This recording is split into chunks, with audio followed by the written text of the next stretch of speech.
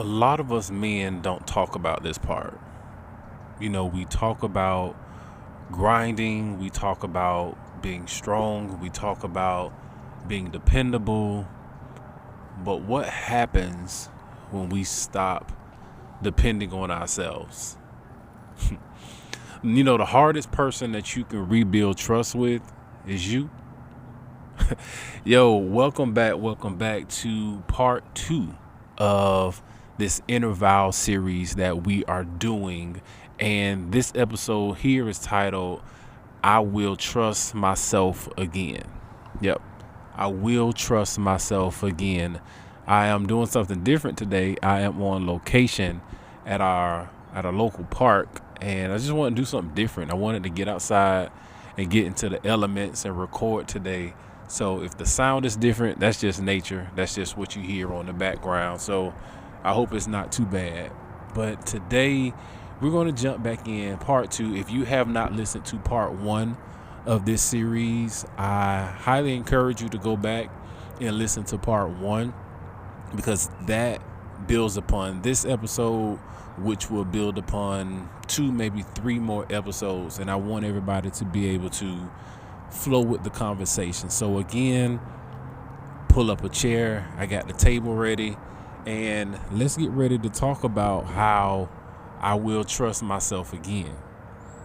When we stop trusting our own judgment, things around us start to feel a little shaky. Good morning. And you start to second guess yourself. And I'm guilty of those things too. So you stop moving, or you maybe even just you slow down, and you start to shrink yourself, and you start to question a lot of the decisions that you have for yourself and in your life. So, like for me, how can I think about a time where I started to shrink myself, or started to not trust myself in my decision making? I'm going back to a previous relationship that I was in. It was a relationship that I stayed in that relationship too long. The relationship was extremely convenient. It was a lot of connections on it, but there were signs in that relationship that I knew that I should not have been into it.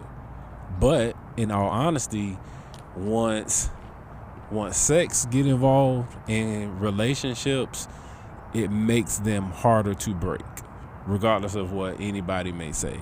Once sex starts to get involved into relationships, it's hard to see everything clearly. It begins to make things a little bit cloudy. It clouds your judgment.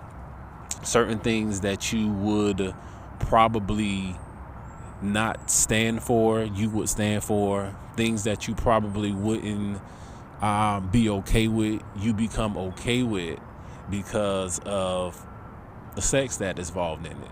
And I'm being real, especially if it's quality. You stick around with it, even to the point where, even if that person may have cheated on you, and I'm not gonna say maybe if that person, in my situation, the person cheated on me, and I still excused it. And so from that moment forward in that relationship, listening to my homeboys, I should have exited the relationship, but I did not. And it's not to blame anybody else. It's my choice. I'm grown. But the foundation of the relationship was broken. And everything that I did, I didn't do it completely out of the right spirit. I was second guessing a lot of things. I started to trust myself, like, dude, why are you still in this relationship? And you know good and well that what this person did, and they admitted it to you. Like, I was too forgiving. And it wasn't that I was the perfect person, but I didn't do anything to that extreme. So I started to shrink, or I started to doubt a lot of things within myself that normally I would not, because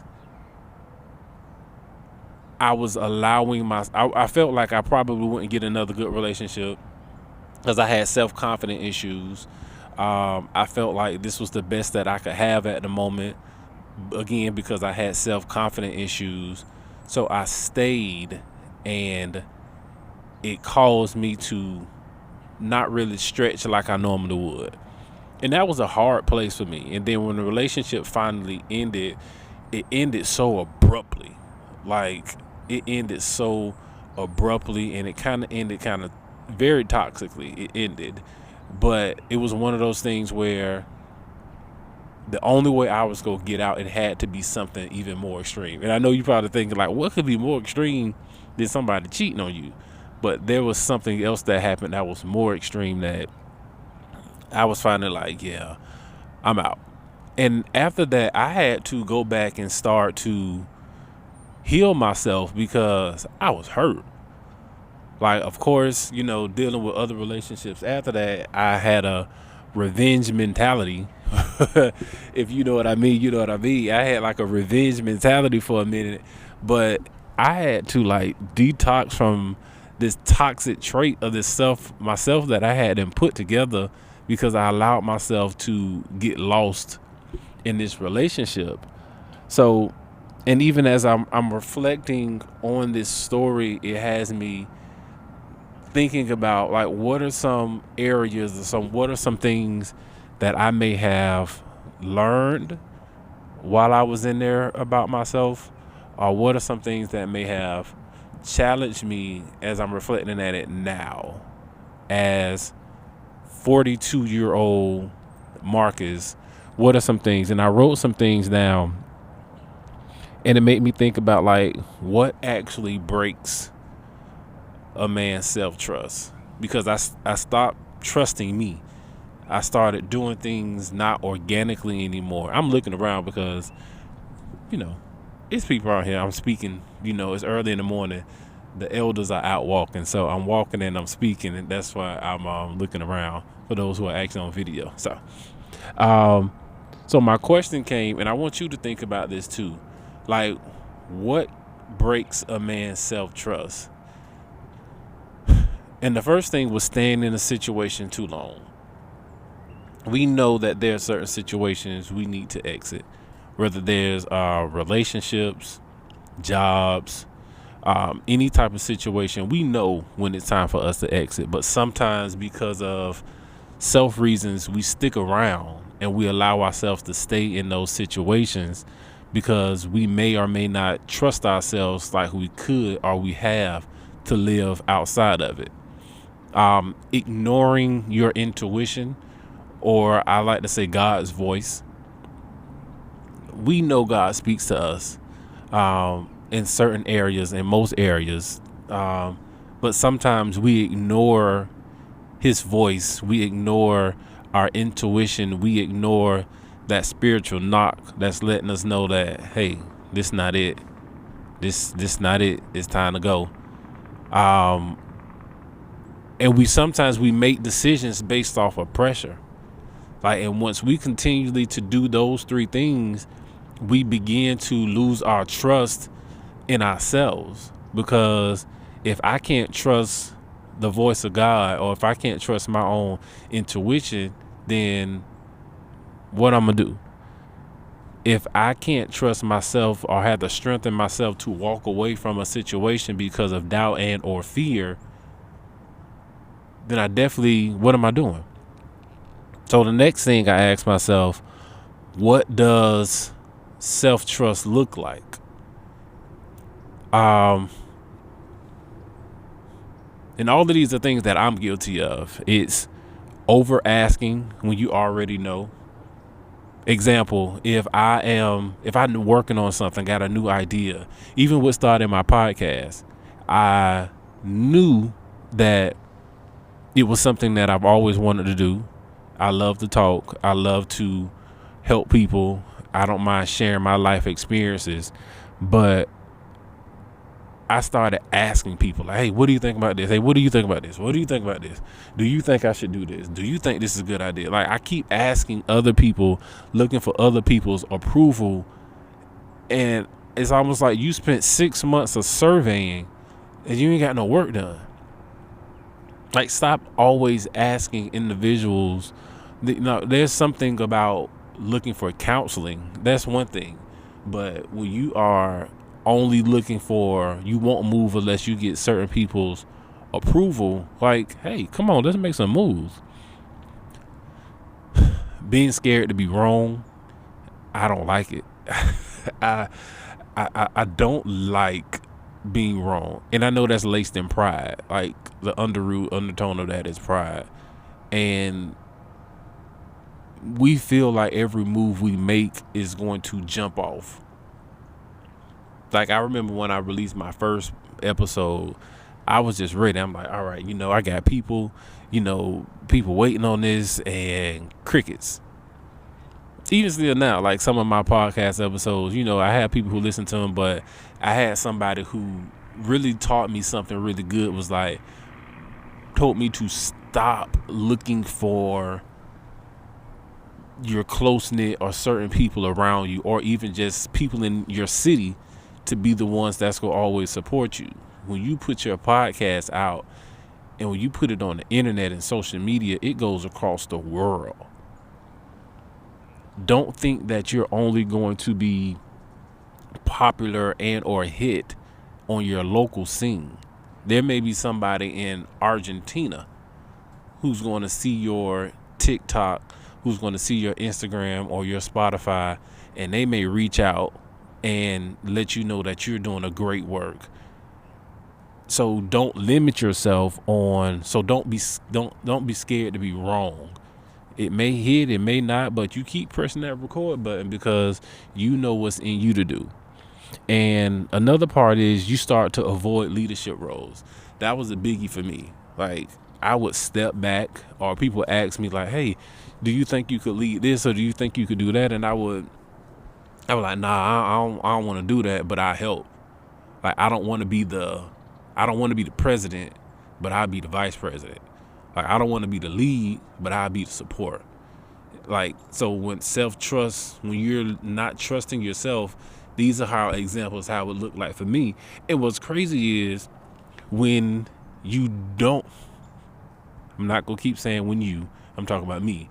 When I did not accept these roles and other people stepped up to do these roles, I found myself having the audacity to start judging these people or critiquing these people about how what they're doing is wrong or trash, or it could be done so much better in a different way.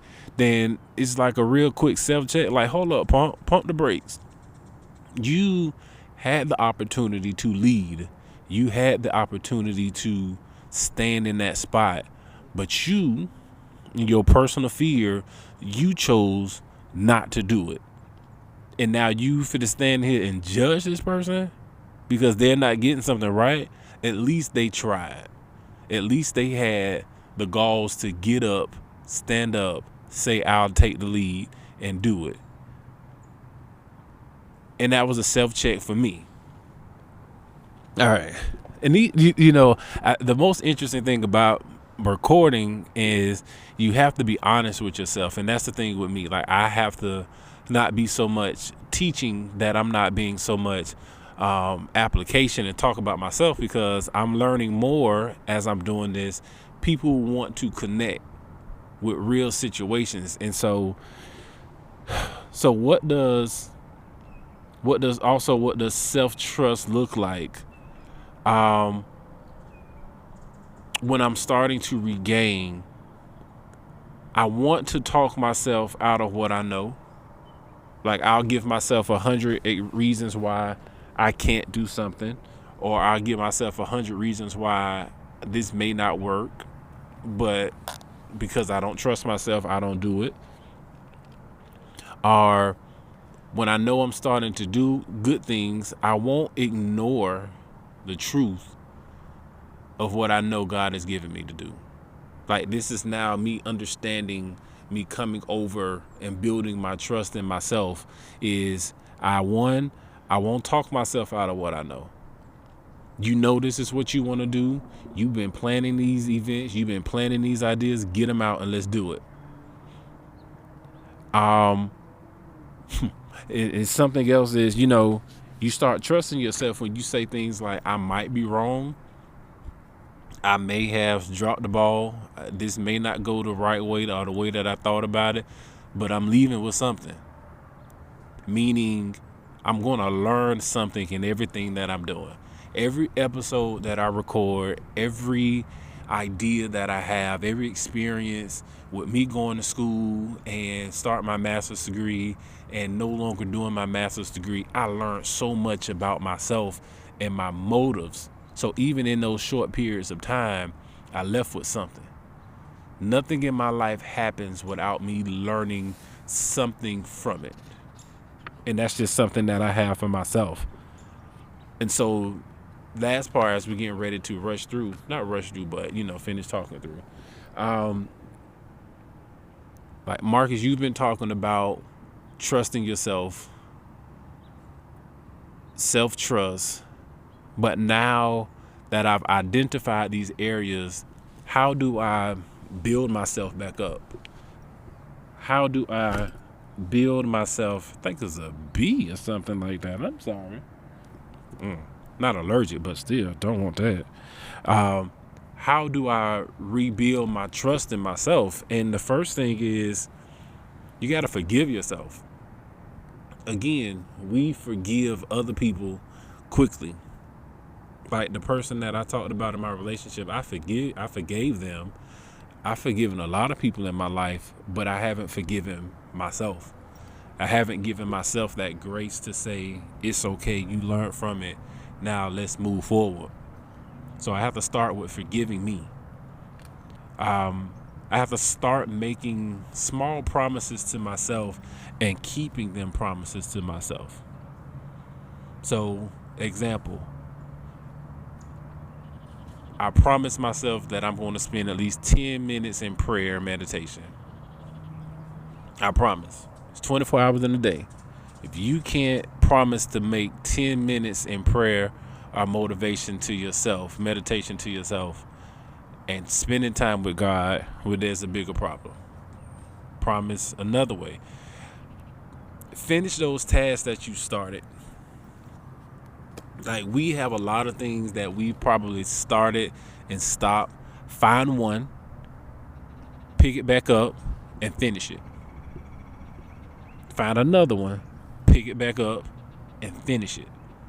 Like when we become big on the start-stop process, we lose faith in ourselves. We start doubting ourselves to say that I'm inconsistent, I can't finish things. No, find a project, start it, and finish it.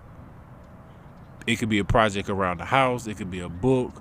It could be something. Find a project to start it and finish it. And you must have accountability. And with that, you must evaluate your circle. Evaluate the circle of people who you have closest to you. Because if you trust yourself, then you got to start to trust them.